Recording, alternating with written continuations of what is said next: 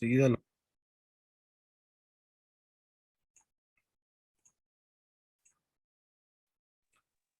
Bien, la unidad número 4 consiste en la construcción de instrumentos cuantitativos. Para esto es bien importante tener en cuenta qué tipo de técnicas son las que usualmente vamos a ir realizando justamente la validación misma y la confiabilidad de un determinado instrumento. Pero ¿cómo se construye un instrumento de investigación? Para esto es bien importante tener en conocimiento algunos elementos fundamentales, la construcción misma del instrumento. En primera instancia, tomar en cuenta que el objetivo de esta unidad consiste en construir instrumentos de investigación cuantitativa para la recolección de datos de una determinada investigación mediante el proceso de operacionalización de variables como parte de esta unidad. Bueno, es importante seleccionar un instrumento adecuado para la compilación de los datos. Y se debe de pensar justamente cómo en este caso, dentro de las áreas de ciencias experimentales, se toman en cuenta un tipo de, en este caso, de instrumento cuantitativo. Entonces, por lo general, lo que hacemos es medir el instrumento de medición, en este caso, a partir de las variables. Y estas variables obviamente tienen que ser definidas de manera conceptual. Cabe mencionar que cuando se trata de una medida, puede ser en este caso cuantificada y también se puede estandarizar, y que a partir de estas características, todo instrumento debe tener justamente tres elementos fundamentales, ¿no? Aparte de la confiabilidad, la validez, y tiene que ser de manera objetiva. Esos son los tres requisitos que debe contar en un instrumento de medición. Entonces, cualquier instrumento que se vaya a otorgar, es necesario bien definirlas justamente a partir de las variables que se van identificando en un determinado objeto de estudio. Y para esto es bien importante tener el conocimiento, tanto cuestionarios con escalas, los test, las pruebas objetivas y entre otros, que corresponden justamente a un enfoque cuantitativo netamente. Entonces es muy importante tomar en cuenta que la medición de estos instrumentos de investigación deben ser altamente confiables. Y cuando hablamos de confiabilidad, mencionamos justamente el índice, ¿no? El índice de la correlación misma que existe entre las variables correspondientes en relación a determinar justamente ciertos coeficientes. Entonces, a partir de preguntas justamente, ¿no? Que vayan a ser cerradas, en este caso, son bien importantes. El cuestionario en sí también es una modalidad que se toma en cuenta para poder realizar de forma escrita por lo general siempre se lo desarrollaba, se implementaba, se lo aplicaba, ¿no? De manera tangible, es decir, la redacción misma y la impresión correspondiente a la aplicación de un determinado prueba piloto. Entonces, el cuestionario es una gran utilidad dentro de la investigación. Y por lo general, no olvidarse que dentro de la tesis de la maestría debe por lo menos, ¿no? Utilizarse tres instrumentos de investigación. Entonces, hay que verlo también desde la forma en cómo se vaya a realizar justamente la medición correspondiente. Muchas investigaciones, por ejemplo, solamente utilizan dos instrumentos, ¿no? Por ejemplo, diario de campo y supongamos la encuesta, el cuestionario. Pero hay que tomar en cuenta que en la parte de la triangulación de los datos es bien importante tratar de profundizarlos, ya que la tesis de maestría corresponde justamente a un tipo de investigación, en este caso más un poco más en profundidad, ¿no? A diferencia de la licenciatura. Entonces, la elaboración de instrumentos presenta dos fases. La primera cualitativa y una segunda la cuantitativa. En la cualitativa corresponde, ¿no? La elaboración misma que presenta las preguntas o los ítems que se vayan formulando, y en la parte cuantitativa, la medición mediante el índice alfa de Cronbach. Entonces, la elaboración de instrumentos no son nada sencillos en realidad. Tienes que sentarte, tienes que verificar justamente las variables, identificar dimensiones, indicadores, y a partir de los indicadores justamente se va a poder elaborar eh, los ítems, las preguntas que se requieran. Bueno, la creación de tanto preguntas o de ítems es el resultado de conocer también el concepto del tema, ¿no? Denominado validación del constructo. Entonces, esta debe tener un grado de validez. Y el grado de validez se toma en cuenta justamente en una prueba piloto, es decir, no en la muestra, sino en un grupo que es parte también de la población misma ya definida, pero no necesariamente la muestra, en el que se toma en cuenta la validez misma de la recolección de los datos. Muchas veces se va respaldado también desde una validez por expertos y por la aproximación, ¿no? De la población misma en la prueba piloto. Por tanto, el procedimiento de elaboración de instrumento de medición se le pide justamente y se le permite al investigador definir para cada investigación un adecuado, en este caso, ¿no? Definición conceptual y de una definición operativa que está dentro de la matriz de operacionalización de variables. Bueno, por lo general, cuando hablamos de una investigación netamente cualitativa, por ejemplo, no necesariamente vamos a medir, ¿no? Variables, sino más bien en este caso se toma en cuenta las categorías, las subcategorías y los identificadores. Pero en nuestro caso serán variables, dimensiones e indicadores. Desde un enfoque cuantitativo. ¿Cuáles son las fases para lograr un instrumento? Existen 4. Primera fase. Tener muy bien definidos los objetivos, la teoría del constructo correspondiente. Es decir, se debe tener la claridad respecto a la formulación del objetivo de investigación. Por lo general, el objetivo general es la más importante. Lo segundo, las teorías generales que sustentan justamente al trabajo de investigación que se va a ir desarrollando. Y que esta debe tomar en cuenta justamente la identificación de una dimensión. ¿Y qué es una dimensión? Es un aspecto o faceta especificable de un concepto determinado. Y la formulación de la dimensión va a depender mucho si ha sido definido de manera correcta el constructo. Entonces es bien importante el posicionamiento teórico de una investigación que se vaya a tomar en cuenta. Como por ejemplo, inteligencia, lo podemos ver justamente ahí, una dimensión, que es la teoría de Howard Gardner, sobre las inteligencias múltiples, y este debe considerar justamente subdimensiones, conocidos justamente como los indicadores, ¿no? Por ejemplo, serán inteligencia kinestésica, interpersonal, musical, verbal, espacial, entre otros. Aquí es bien importante mencionar la unidimensionalidad. ¿A qué se refiere? Que la medición de un instrumento, es decir, en base a la escala de valores o el índice que se vaya a obtener. Ese índice es bien importante. Las escalas que se vayan definiendo también es bien importante. Es por eso que en la tarea se les ha solicitado, ¿no? En base a los ítems, determinar el alfa de Cronbach de tales ítems, ¿no? Donde están las respuestas, por ejemplo, sí, no, algunas veces, o simplemente sí o no. Ahí, por ejemplo, es bien importante definir la escala de valores, qué valores se les asigna, ¿no?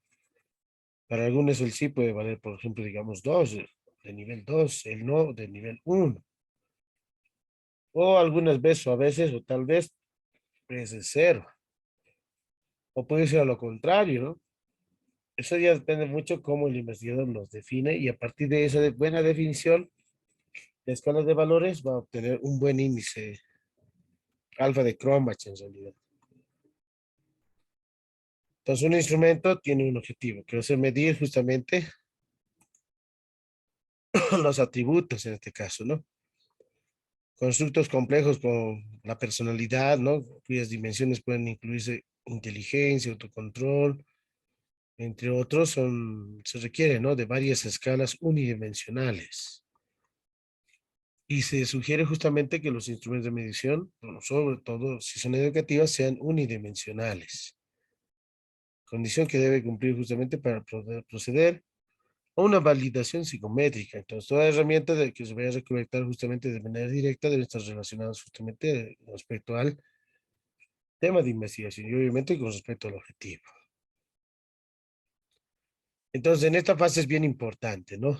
Objetivos, teorías y la definición unidimensional de constructo, que procederá por parte del investigador a la redacción del primer set de ítems, ¿no? Es decir, los reactivos. En la segunda fase, ¿qué se realiza? Es la validación de juicio de expertos. Entonces, una vez realizada, finalizada la primera redacción del instrumento, este se somete a un juicio de expertos. ¿Quiénes son los expertos? Son personas cuya especialización, experiencia profesional, académica o indagativa, que esté justamente, ¿no? Tenga conocimiento en relación a una línea base de investigación o al tema de investigación que se le está, que se le tiene mayor experiencia en sí, ¿no? Y esto le va a permitir justamente valorar el contenido y de forma en este caso. Cada uno en este caso de los ítems. Entonces los jueces o expertos deberán tener la claridad de los objetivos, cuál es ese posicionamiento teórico de la investigación y así de esa forma evaluar justamente, ¿no? Con base a los fines, constructos teóricos, en base a una guía de observación que está en el cuadro número 1 como el ejemplo. Entonces, en este cuadro se muestra un ejemplo, un formato de guía de observación para jueces y expertos. Y esa misma justamente toma en cuenta observaciones hechas por jueces y expertos y deben ser sometidas a un análisis de concordancia. Pero se precisa también, ¿no? En la redacción misma del instrumento, un lenguaje, un estilo, no tan técnico, que sea justamente, en este caso, comprensible, que sea concreto, en este caso es directo, que no existan ambigüedades dentro de los ítems, a la hora de formularse los ítems.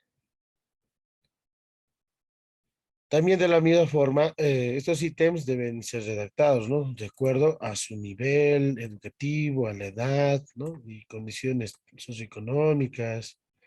Puede ser también con respecto a las condiciones sociales o culturales. Depende mucho del contexto, de la población donde se vaya a implementar esa prueba piloto.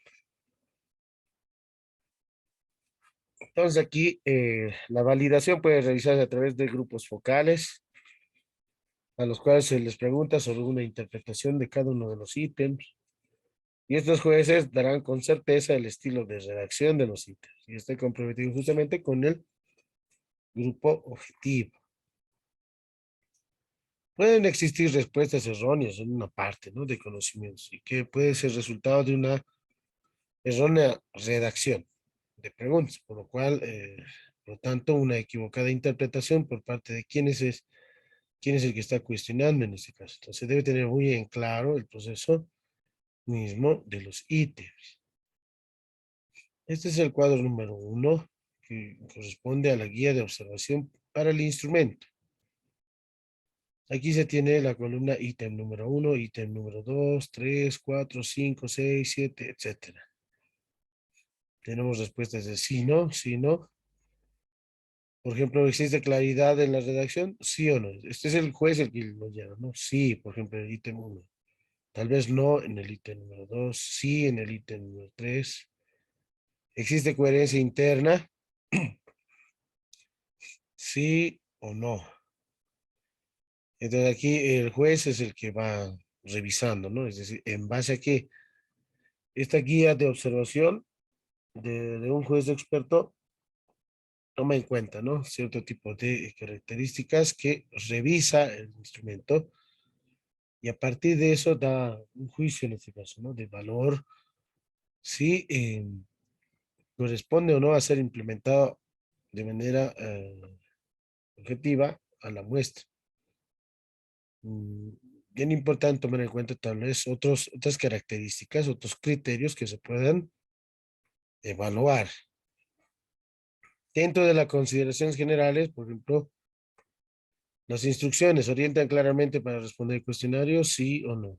La secuencia de los ítems es lógica, sí o no. La cantidad de ítems es adecuada, sí o no. Mínimamente 15. 15 ítems en un cuestionario, ¿no? En un rango de 15 a 30, no más. Porque el análisis estadístico también y el alfa de cromos va a depender mucho del número de ítems. Mientras más ítems tengas, no implica de que el índice de alfa de cromos va a ser más elevada. Y aquí lo que interesa es que como investigadores, a la hora de verificar el índice de alfa de Cronbach, las escalas de valores son las que se tienen que definir muy bien, ¿no? Probablemente en algunos casos, y estaba en la actividad, justamente de la tarea número 4, algunos sí les ha dado un buen índice, ¿no? Un buen alfa de Cronbach. Y a otros probablemente no. Tal vez les ha dado un valor negativo, hasta cero, o tal vez un valor de índice menor a 0,5, ¿no? Probablemente les ha dado de esa forma. Y a otros sí les ha dado un buen índice, 0,65, 0,70, hasta un 0,85. Entonces, ¿de qué depende eso? De las escalas de valores, cómo se va definiendo. Entonces, aquí luego se inserta firma del juez o experto, instrumento validado, ¿no? Por el nombre, su teléfono, correo electrónico y entonces elementos. Y así sucesivamente se puede ir insertando justamente algunos otros criterios que ustedes lo vean conveniente. Bien, la tercera fase ya es la prueba piloto. Entonces, en la primera fase hemos visto, ¿no es cierto?, identificar bien las variables en relación a los objetivos, a la teoría que se tiene. La segunda fase es justamente juicios de expertos, ¿no? Hacerlos revisar con expertos. Si hay que hacer algunos ajustes o calibrar justamente el instrumento. Y tercero es la prueba piloto. La prueba piloto corresponde justamente al análisis, ¿no? De los datos míos que se vayan recolectando. Una prueba piloto en el rango de 14 a 30 sujetos, en ese rango, ¿no? Corresponde a ver si el determinado instrumento que ha recolectado datos tiene un buen índice de alfa de cromas. Y en la cuarta fase es la validación psicométrica, ¿no? Es decir, la validación para explicar, toma de referencia. En este caso, válida en el sentido de que se utiliza un grupo, otro grupo o estrato, se le puede decir, de la misma población que se ha definido para la investigación, pero no la muestra, no necesariamente tiene que ser la muestra. Entonces tiene que ser otro grupo con las mismas características que está dentro de la población. Por ejemplo, si yo quiero realizar justamente, ver si mi instrumento de investigación, un cuestionario que yo lo he construido, quiero ver el índice de alfa de cromas, si tiene una buena consistencia interna, ¿no? Es decir, está bien construido el instrumento y me da justamente datos relevantes. Entonces, supongamos que yo quiero hacer un estudio en los universitarios de la carrera de comunicación social de quinto año. Y en el quinto año, por ejemplo, yo estoy tomando en cuenta una muestra no probabilística, porque ya los grupos son intactos, no es necesario determinarlos, ya que los grupos están conformados en paralelos, en semestres, en este caso en paralelos por sobre todo, ¿no? Subestratos, si es quinto año. Entonces, paralelo A, B, C, D, E. Y por conveniencia, ese tipo de método de muestreo, por conveniencia, yo voy a tomar en cuenta en los semestres que paso clase, supongamos, ¿no? Pues es quinto año, paralelo A y B. Entonces, miren, tengo otros paralelos que están vacíos y que es obviamente la población objetivo definida dentro del quinto año. Entonces ahí voy a utilizar justamente un grupo, ¿no? Pero puede ser otro paralelo, puede ser C, D o E, ¿no? O puede ser turno mañana, o turno tarde, o turno noche. Entonces, si yo estoy trabajando con turno mañana, voy a utilizar los estratos del turno tarde, o bien los estratos del turno noche. Entonces, la validación corresponde a que sea aplicado, implementado a un grupo con las mismas características y propiedades de la población, pero no la muestra, porque la muestra es la que se va a implementar. En este caso, el instrumento de investigación. No estamos hablando de instrumentos cuantitativos, ojo, no estamos hablando de instrumentos cualitativos, sino son instrumentos netamente numéricos, ¿no? Cuantitativos, las que tienen escalas de valor, números en sí. Los cualitativos, por ejemplo, tenemos batería de preguntas, algunos lo conocen como entrevista semiestructurada o una guía de entrevista estructurada en base a ítems, es decir, preguntas abiertas, ¿no? Esas no las tomamos en cuenta. Por ejemplo, dentro de la tarea número 4 había ítems, ¿no es cierto? Si se han dado cuenta, ítems. Ese, por ejemplo, ha sido un instrumento mixto, ¿no? Es cuantitativo, por ejemplo, ese instrumento que está en la tarea número 4, ¿no? Porque hay ítems que sí puedo definir, ¿no? Con escalas, pero hay ítems que son abiertas en realidad. Es decir, que tiene muchas más opciones en sí, ¿no? De respuesta. Una pregunta abierta tiene múltiples opciones de respuesta, ¿no? ¿Por qué, por ejemplo? ¿No? Respuesta al por qué. Si es sí, ¿por qué? Si es no, ¿por qué? Si es tal vez, ¿por qué? El siguiente punto ya mencionamos las escalas, ¿no? Escala like. Bueno, ¿qué mide? En este caso mide justamente algunas actitudes de grado de conocimiento. Las escalas no son las imágenes, ¿no? Es emoticones. Y en la escala Likert es esta, ¿no? Totalmente desacuerdo. En desacuerdo, ni de acuerdo, en desacuerdo. De acuerdo, totalmente de acuerdo. O puede ser muy de acuerdo, ¿no? Muy en desacuerdo, ¿no? En desacuerdo. Entonces, los niveles de los ítems, aquí tomamos en cuenta justamente el nivel de afirmación, la frecuencia con que se realiza, el nivel de importancia que atribuye un determinado factor, valoración del servicio, en este caso, la probabilidad de ser realizado. Por ejemplo, aquí se tiene un ítem que dice el efecto invernadero ha provocado cambios en el clima de todas las estaciones del año. Este ítem tiene, por ejemplo, una escala like, ¿no? Aquí están las opciones de respuesta. Entonces aquí, al que se la encuesta, lo remarca con un muy bien o una X, ¿no? O puede ser inciso A, B, C, D, o numerados 1, 2, 3, 4, 5. Eso ya depende mucho del investigador cómo las vaya definiendo. Entonces aquí hay opciones de respuesta. Se dice escala larga porque es de nivel 5, ¿no? Tenemos 1, 2, 3, 4, 5 opciones de respuesta. Otra escala larga puede ser, por ejemplo, totalmente de acuerdo, ni de acuerdo, en desacuerdo, totalmente en desacuerdo. Otra puede ser muy bueno, bueno, regular, malo, necesita apoyo, de nivel 5. Aquí se tienen otras escalas también, ¿no? Definitivamente sí, probablemente sí, indeciso, probablemente no, definitivamente no. Otra, completamente verdadero, verdadero, ni falso, ni verdadero, falso, completamente falso. Otra escala, ¿no? Like. Entonces son opciones de respuesta que van a ser seleccionadas, dependiendo de la forma en que se escriba la pregunta. Eso es bien importante. Algunas preguntas probablemente solamente sean no escalas like, sino dicotómicas, ¿no? Sí y no. O puede ser una escala dicotómica, ¿no? Sí, no, a veces. Sí, no, tal vez. Sí, no, no respondo, no tiene respuesta. Puede ser no simplemente sí, no, también puede ser positivo, negativo, sin respuesta o ninguno. ¿Cómo se trata ahora los resultados? Para esto se analizan separadamente las respuestas de ese conjunto de ítems, ¿no? Los likers.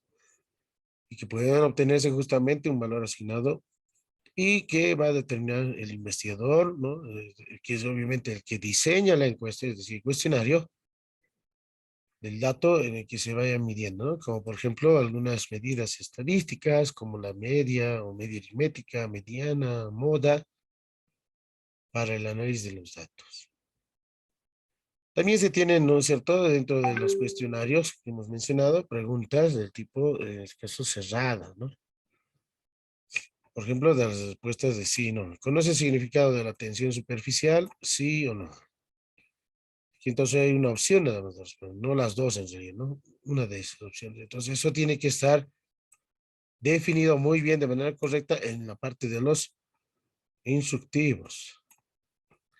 Bien, se me va a terminar los 10 minutos. Por favor, en el mismo link vuelven a ingresar. Si se corta el Zoom, si se corta y vuelven a ingresar, ¿ya?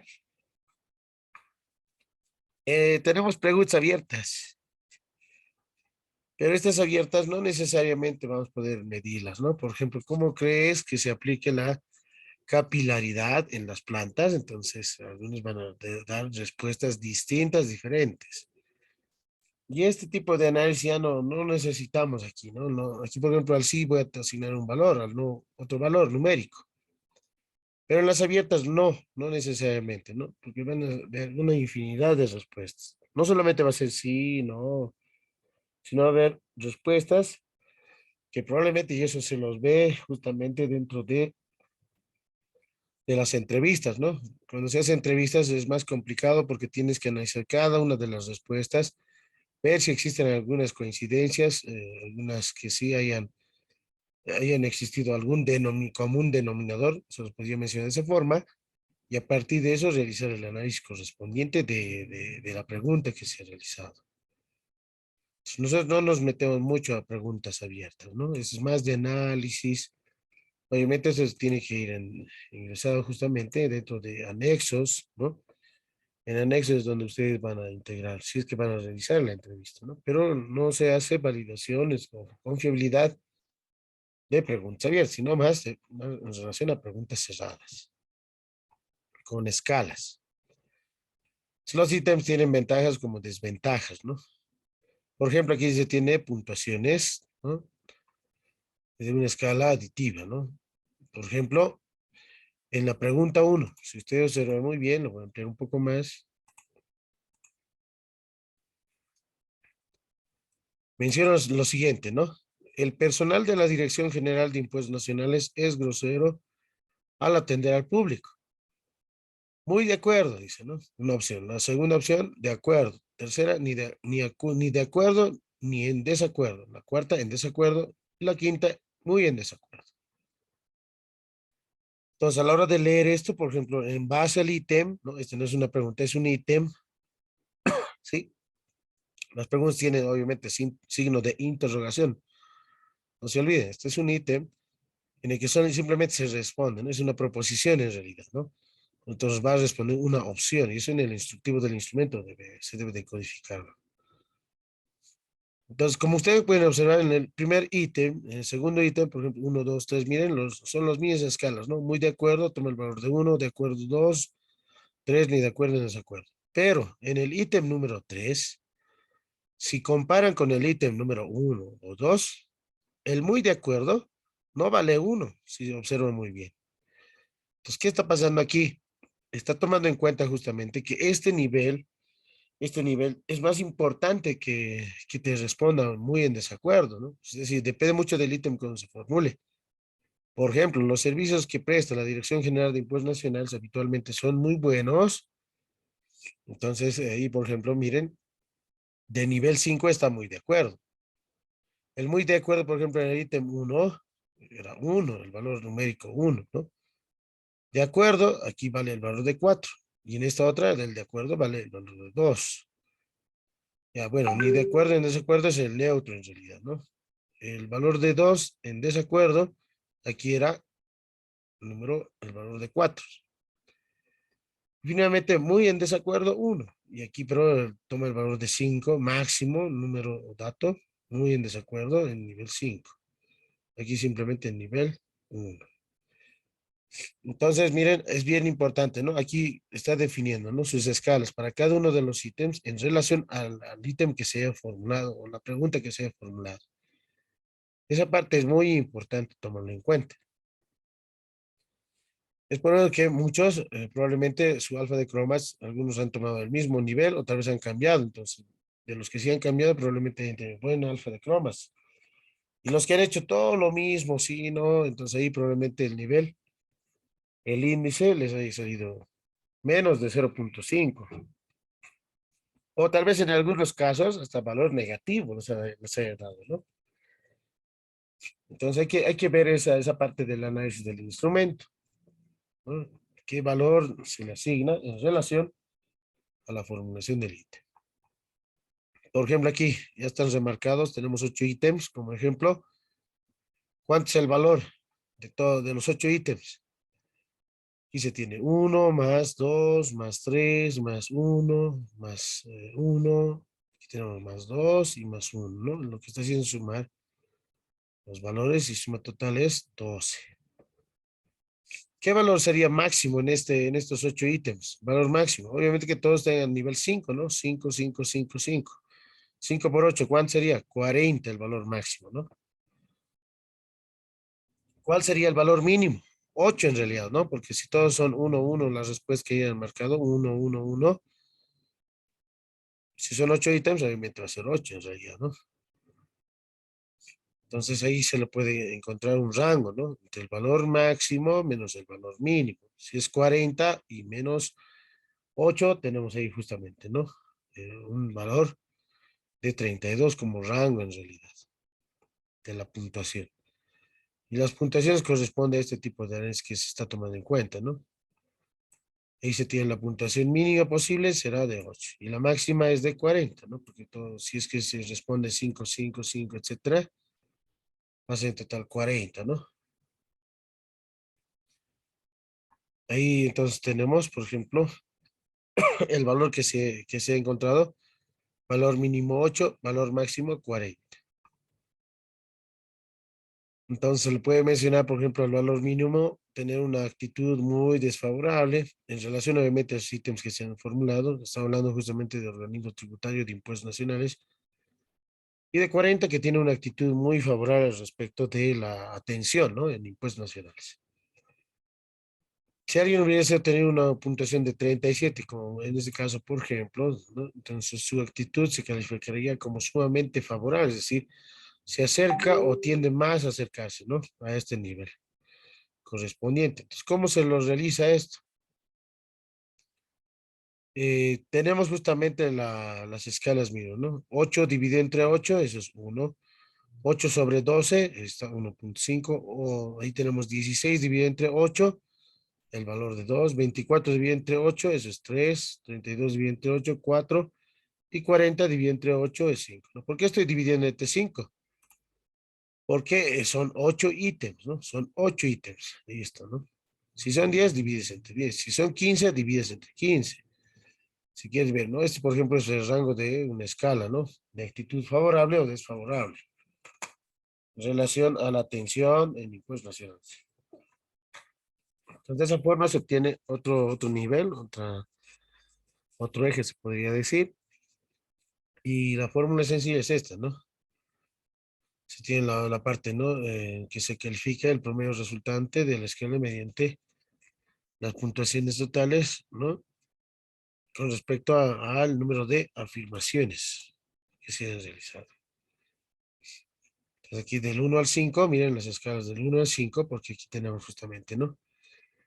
5, 4, 3, 2, 1 o 1, 2, 3, 4, 5. Ese es su rango correspondiente, va a ser 4 en realidad, ¿no? Entonces, el dato corresponde aquí, por ejemplo, las respuestas de la parte superior, 1,5, que es 12 sobre 8, ¿no? Preguntas en lugar de afirmaciones. Tomamos en cuenta en este ejemplo, ¿no? Por ejemplo, ahí tenemos ¿considera usted al conductor del programa como buen conductor, mal conductor, buen conductor, muy mal conductor, regular conductor, etcétera, ¿no? Entonces aquí también se tiene una escala. Michael, que también tenemos una pregunta y las escalas correspondientes. No solamente pueden ser ítems, ¿no? Sí, sino también preguntas, ¿no? Aquí no hay signo de interrogación, por ejemplo. Entonces ahí tenemos el ejemplo. Ahora vamos al cuestionario. Bueno, ¿qué es el cuestionario? Un conjunto de preguntas que confeccionan una información objetiva de manera concreta. Hemos mencionado que existen preguntas abiertas y cerradas, ¿no? O de desarrollo también se les menciona. Las abiertas, no olvidemos que utilizamos para las entrevistas. Esto no necesariamente, no se puede con facilidad, en este caso, realizar, ¿no? El análisis estadístico, ¿no? Del alfa de cromas. Me queda un minuto. Por favor, si se corta.